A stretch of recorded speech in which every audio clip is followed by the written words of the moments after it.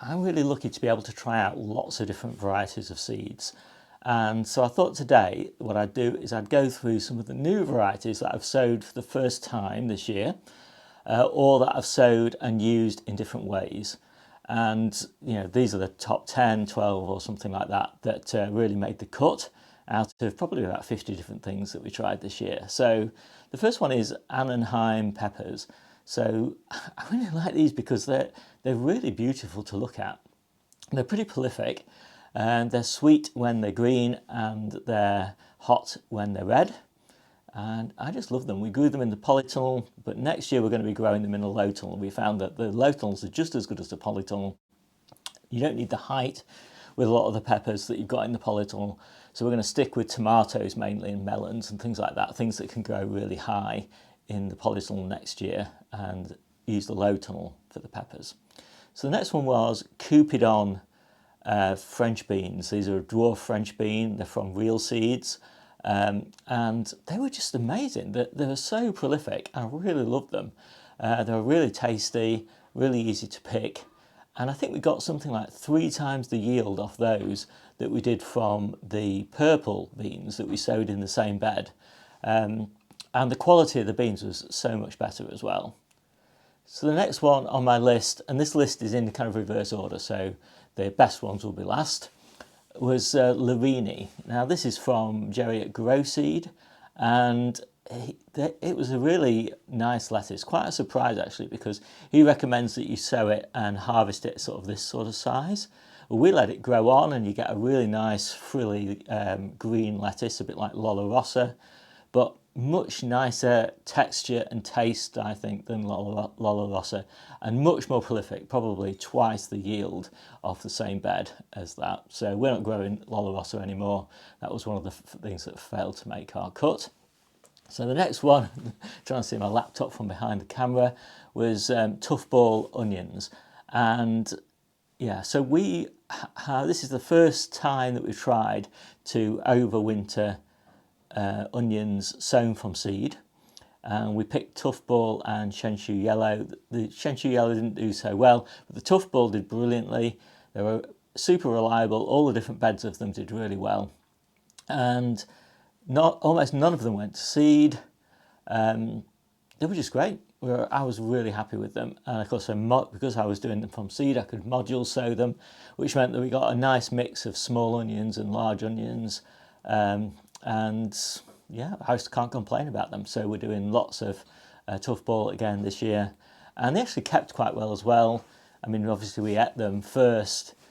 We'd run out of by the time we were harvesting them, which was sort of late May, early June through to July, we'd run out of our stored onions, and so we were eating those all the way through until about middle of August, something like that, when we'd harvested all of our main crop onions. So they filled that window really nicely.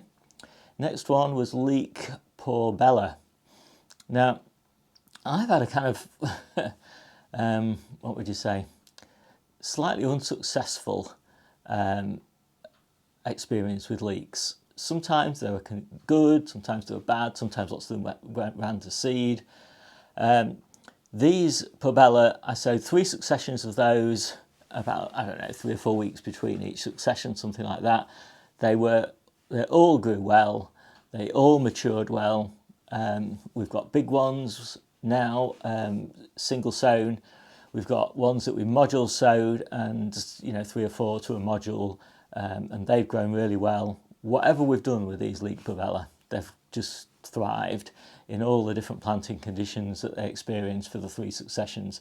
So I've just been really, really happy with them, and I'll definitely be growing those again next year. So the next one is green garlic. I mean, there's nothing special about green garlic. It's just garlic that you harvest early when it's still immature. And that means that the stem is still really edible. It's a bit like a sweet leek. We have absolutely loved it. So we've sown it at in autumn for a nice early crop in a very early spring. We've sown it in February for a crop in late spring, mid and late spring really, and then we've sown it in May, actually planted into the carrot beds for a harvest in autumn. So we've had loads of green garlic, and it's really sort of transformed the diet. It's really been incredibly successful, and everybody else we've given it to has really loved it as well. It's just a great crop. I mean, you've got all the taste of garlic, all the health benefits of garlic, but instead of just eating the cloves, you're eating what will be a mono bulb because it won't have time to clove, but you're eating the whole stem as well. So you're getting so much more for the same space. And because you don't need it to grow into a nice big bulb, you can sow them much closer together. So the yield, by comparison with garlic for storing, is immense. You know, probably 4 or 5 times the yield from the same amount of ground, with all the same health and taste benefits. So green garlic is an absolute massive win for us. Yeah, we're doing loads more of that next year. So the next one, baking potatoes are always a challenge for us. So, you know, we don't buy anything from any food, vegetables from the shops. So we tend to run out of baking potatoes in about, April, May time in store. And then traditionally, we're not really harvesting them until late August.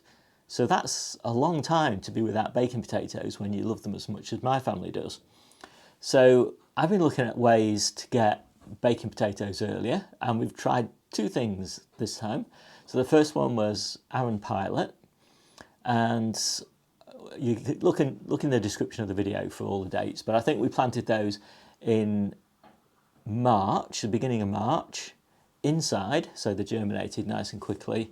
And then we planted those out in April, and then they went outside under fleece. Arran Pilot's a really fast growing potato, and so we harvested that, I think it was the beginning of June, and we got really nice big baking potato sizes. So normally Arran Pilot would be sowed, planted a little bit earlier than that, and you would get, egg-sized potatoes. But yeah, so these are fantastic. Just that little bit later, start them inside, give them a little bit of a head start.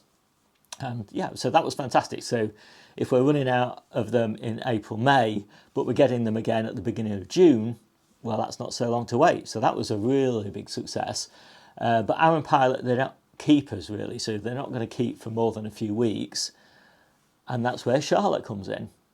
So again, same sorts of timings. So the beginning of March, put out in April in a cold frame this time with a plastic cover, and fleece to protect it from the frost.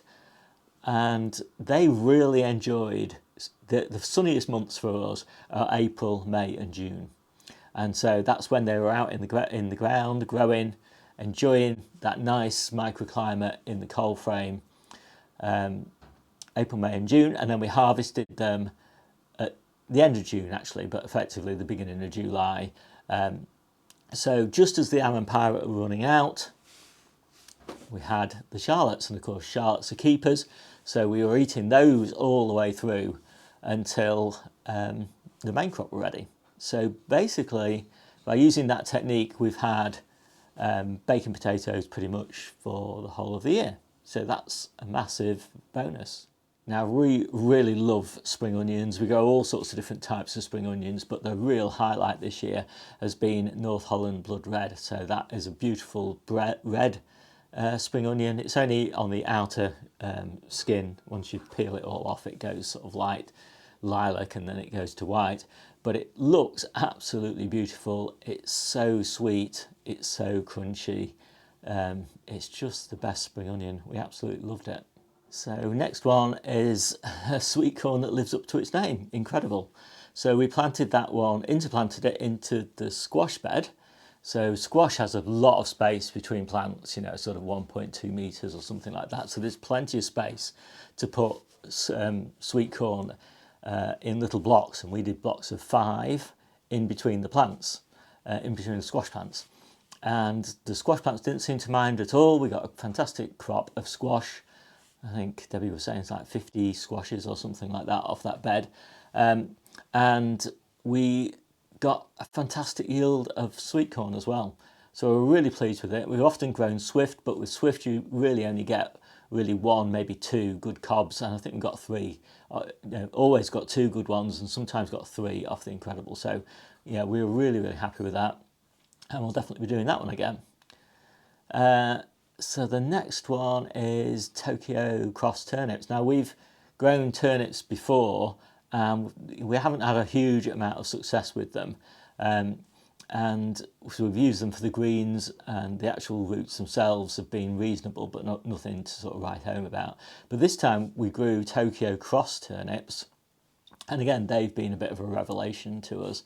And we're eating them every day at the moment, and they're just beautiful. They're just perfect, really lovely white, perfect skins, and they're bulbing up really nicely. And we multi-sowed those 3 turnip seeds to a module, and we've just taken the big ones, and then the next week we've taken the next biggest one, and the next week taken the next biggest one, sort of thing. So they've given us a really nice succession over a long period of time, and we've interplanted those into the brassica beds mostly, and yeah, they've just grown fine and just used up that space until the brassicas are big enough to sort of swamp them out, and at that point they're ready for harvest. So yeah, can't recommend those highly enough. Really great.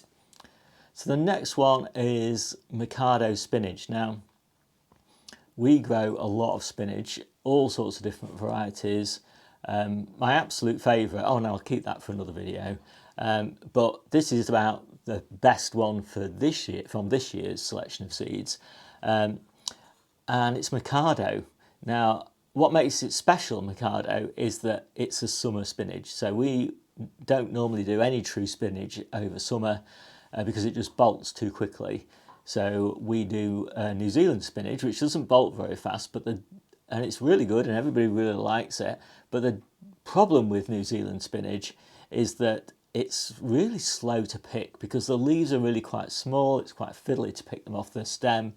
So it's quite slow if you're picking a lot of it, and we tend to pick a lot. And also we pick it for freezing as well, and that's so that we're picking it in really large quantities for that. But Mikado is really fast to pick. It's got these beautiful, really dark green leaves, and it doesn't bolt. We sowed this one, I think it was the beginning of June. We planted it out the beginning of July, and we were harvesting it, I don't know, about 3 weeks later, something like that, and we harvested it all the way through until early September time, and it was absolutely brilliant. And when it did start to bolt, because it did eventually start to bolt to flower, it was still giving us really good quality large leaves. And often, when true spinach bolts, it just goes really tall, and the leaf quality is really poor. But with this, no, it stayed nice squat plants, just got a lovely rosette of flowers which we used in the smoothies, but still kept on giving us really good leaves. So we're really happy with that. So I thought I'd put one fruit on here, and the one I've chosen is Concord pears. So we don't actually grow Concord pears, but we've got an arrangement with a fellow plot holder who has the most amazing, huge Concord pear tree. And I mean, I love pears, don't get me wrong, but these pears are absolutely exceptional. Now, we have tried Concord pears of other trees, and they are also exceptional. They are just the crispest and sweetest pear that we've ever tasted. So if you like crisp and sweet, that is the one to go for. We've got conference pears, there's just no comparison, and Williams pears, again, no comparison. So this year, almost all the pears that we've eaten are Concord, and all the others have been dehydrated for winter and spring. So what's next? Tumblr tomatoes. Now, yeah, first time for us, Tumblr. We've grown it in really large 30-litre containers with a good amount of composted cow manure. And we didn't really feed it very much. In addition to that, the plants grew really big, and we just got the most incredible yield off them. We actually got more tomatoes off the tumblers, and bear in mind, these are the sort of tomatoes that a lot of people will just put in hanging baskets. But yeah, huge yield off them. And more yield than we got from the whole of the polytunnel, just off 9 pots, I think, that we had. Took up probably a fifth of the space of the polytunnel. And I've got to say, you know, they were not the absolute best tasting tomato that we've ever grown, but we used a huge number of them for sauces, passatas, and ketchups and things like that, and they're absolutely brilliant for that. Absolutely packed full of flavour, just like all cherry tomatoes are, packed full of goodness. And yeah, we just couldn't believe the size of the yield. So I've got some more seeds from the same supplier, just in case it was a freak. But I just couldn't believe it. Off you know, just a little patio tomato plant, such a massive number. So next one, second to last this, so we're almost there, is Honeycomb. So this is one of the tomatoes, cordons, that we did grow in the polytunnel, and this was just the sweetest, most absolutely lovely cherry tomato that anybody that we've given it to has ever tasted. Now, I mean, a lot of people rave about Sun Gold, and this is better than Sun Gold. We grew Sun Gold last year. What we did find was Sun Gold tend to split a lot. Well, we did have a little bit of a problem with this one splitting very early in the season. So just maybe the first week or 2 weeks, there was a little tiny bit of split. But after that, absolutely perfect. I can't think of one that split in the whole of the growing season after that. Absolutely great. Now, we did plant those from most of them from grafted plants that we got from, I can't remember, Dobbies. But then I took cuttings, side shoots off those and planted the side shoots, and we've been eating those and they've been just as sweet. So I don't think it's anything to do with the rootstock. Absolutely fantastic. So that's Honeycomb. And then the last one has got to be a lettuce. We do love our lettuces. I have a big salad every day. So yeah, we're always looking at new lettuce varieties. And to be honest, we're pretty pleased with the lettuces that we grow for most of the year. But in summer, we're really looking for the absolute best lettuces that we can find, because our mainstay lettuces that we use for the rest of the year aren't quite as good in summer. So we're looking for something just that little bit special. And the combination of Lavini, which I've already mentioned, which is nowhere near as good as this one, and Canasta, which is truly exceptional summer lettuce. It is as crisp as an iceberg, but it's colourful. It's got that, you know, kind of reddy bronze colour to it. It's loose leaf, so you can just harvest it continuously. Because it doesn't heart, or it doesn't heart the way we grow it, because we're constantly picking the leaves off the outside, you don't get any, or we didn't have any slug or snail problems with it.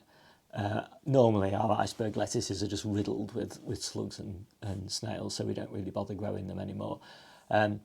Absolutely, you know, it's just fantastic Canasta. So all the seed packets that we used for all of these veggies are all detailed in the description below. You just click through a link to my database and you'll find all those details. And yeah, well, I hope you enjoyed this video. I am going to do another one, which is my top varieties full stop. So not just the top new ones for 2020, but the top all-time varieties that we grow. But yeah, that's for another day. So I hope you enjoyed this video. My name's Steve. This is the Seaside Allotment channel, and I'll see you soon.